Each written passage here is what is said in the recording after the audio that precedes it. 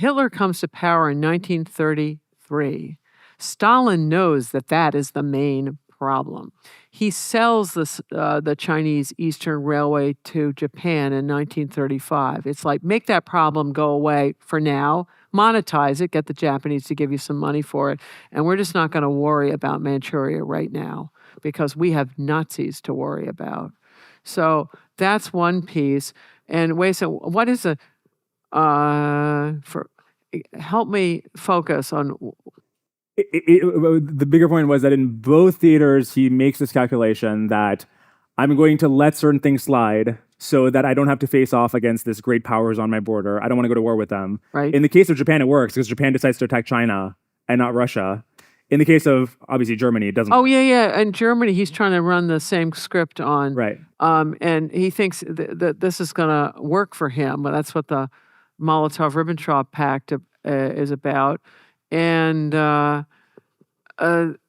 not remotely. He needed to read Mein Kampf Right. to understand you're a menu item for Hitler. He is eventually going to come around.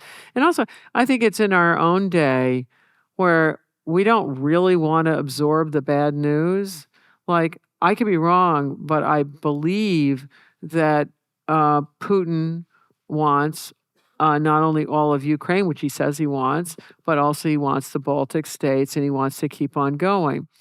And so this is profoundly bad news, because if that's the case, then it means for Europeans, at least, they're going to have to be diverting all kinds of resources to this problem, which is something they don't want to do, right? Because like us, they're indebted too, and there are other things they would prefer to spend their money on. And we don't like the bad news that actually this is where we're at. And so you got to make nasty trade-offs. So Stalin tries to work the same magic, and Hitler thinks Stalin thinks it's going to work for him, and he doesn't get it. He becomes the menu item for Hitler, and it just about wrecks him. But it works beautifully against.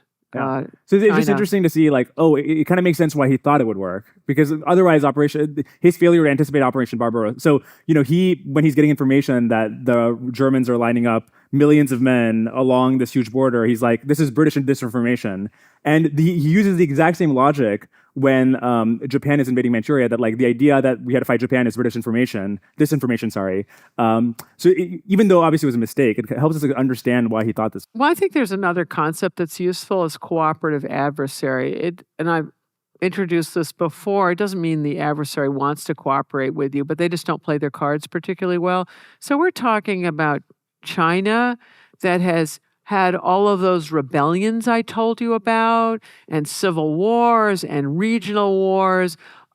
It doesn't have these strong government institutions. So it is much easier to script write a place like that, to have them do things that are antithetical to their interests.